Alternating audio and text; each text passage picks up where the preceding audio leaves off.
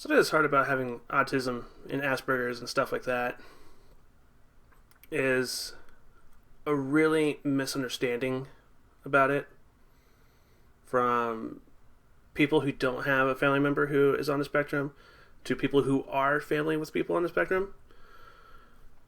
Sometimes I see a lot of people think that those of us on the spectrum are being overly sensitive about certain things and that we just need to get over it, act like adults. And you also see parents who are like, hey, we have this child who's autistic and I need you to accommodate me for this. And honestly, I think both sides are wrong. If you look at the brain scans that they have for autistic people, basically it's the same brain that a baby has. So when you see someone who's severely autistic, and you think that, man, they're just being overly sensitive and you get over it, it's like you're asking a 1-year-old child to get over the sensitivities and start reasoning like an adult. It's not going to happen. And I feel like I'm in this weird kind of situation because I am on that kind of spectrum, but I'm aware that I'm on that spectrum, and I'm aware of what is socially accessible and what is a faux pas, I guess you could say. And I understand that sometimes I could be overly sensitive, but I can reason with myself to get over it. It's very hard, but I could get over it. And of course, we also see parents like right now, the boycotting United Airlines.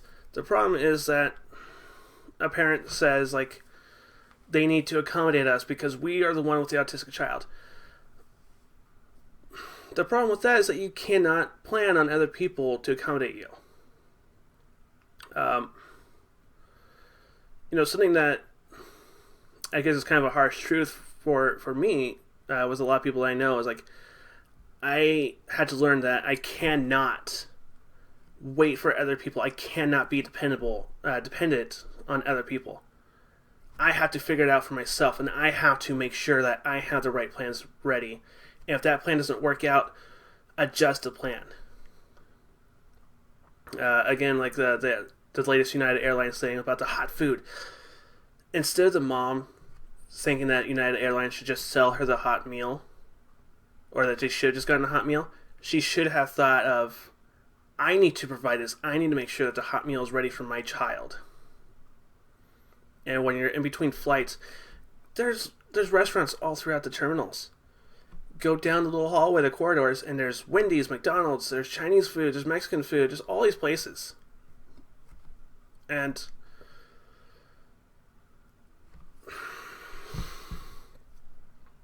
I don't know, it's kind of difficult for me to see both sides of this, and I can understand both sides. But it's also kind of hard to see a young girl or a young boy going through those kind of things. And it's like, if everyone could just kind of get off their high horse, I guess you could say, about it, and think about that one person. Maybe flying wasn't the best idea for her. I don't know, I think it was like a Houston to Portland. It's a long flight. Maybe long flights is not a good idea. Even if the girl was fine on flights in the past, it does not guarantee the fact that she is going to be okay for the next flight. There is no guarantee ever when it comes to autism. And that's why the mom should also plan on, it's not guaranteed that United Airlines will serve a hot meal. Why was the chicken sandwich cold? I don't know. Maybe it was a chicken salad. I don't know what kind of meal it was. I wasn't there. One person did argue, like, well, she was screeching and crying. No one's paying that much money to listen to that. Babies do it on the flights. No one's paying that much money to get on an airplane and listen to a baby cry. But it happens. And they don't kick off parents with young children. I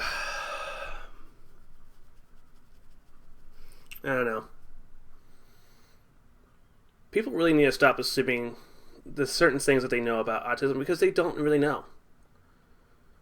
I mean, to be honest with most of the people who will probably be watching this, you are a normally developed person. You do not have first-hand experience with this. You may have first-hand experience of living with someone who has this. But you do not have first-hand experience living with it. Trying to feel how it feels underneath our skin and perceiving the world how we see it. It's a lot harder than you might think it is. And, sometimes we really lose it. We get angry and we lose it. And people might say, like with this young girl, she's only 100 pounds or 120 pounds or wherever her size was. What you forget, too, is that when people become angry and enraged, they no longer feel pain, so they're able to swing with all their might and keep on swinging. And it makes it much harder to control that kind of person. Should United Airlines be more sensitive to these kind of things? Sure, yeah, that'd be great. Should the parents stop thinking that the airlines are going to accommodate for every little thing that's going to happen? Yeah, they really should. I got a drink of my coffee here.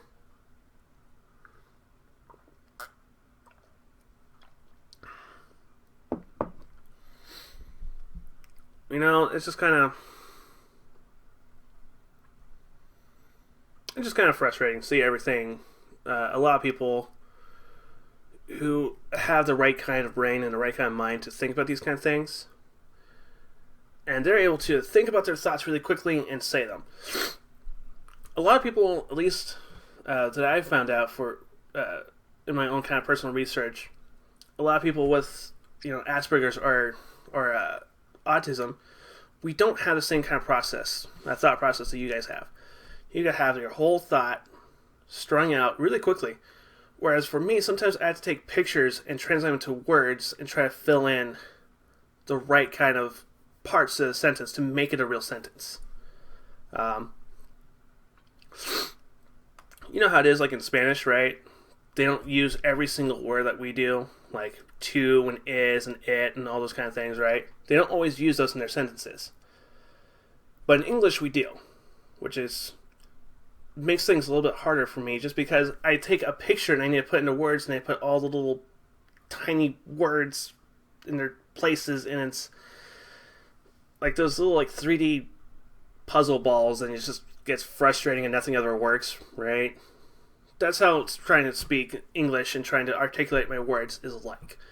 Doing a video like this is very difficult for me because I see it in pictures and I need to translate it. That poor girl on there is only thinking in little pictures and having to try to communicate in some way. And I have a feeling that neither parties were listening to her. They don't know how to listen to her. They're only thinking about themselves. You'd think that someone with an autistic daughter flying United Airlines would think, hey, you know what? United Airlines have gotten a lot of really bad publicity when it comes to autism. Maybe don't fly with them. That's an idea, right? How about we don't use that airline right now and go with someone else? Unless, of course, the mother was hoping for a situation and was able to sue them, which I don't think she's going to win because the airline did give her a flight home and accommodated that way.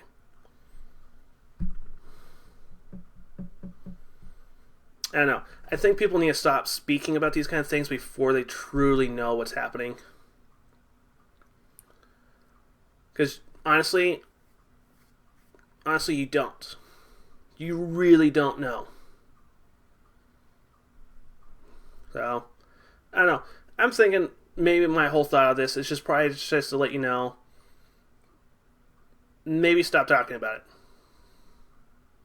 Because you don't know. You don't know how the girl feels. You don't know how the mom feels.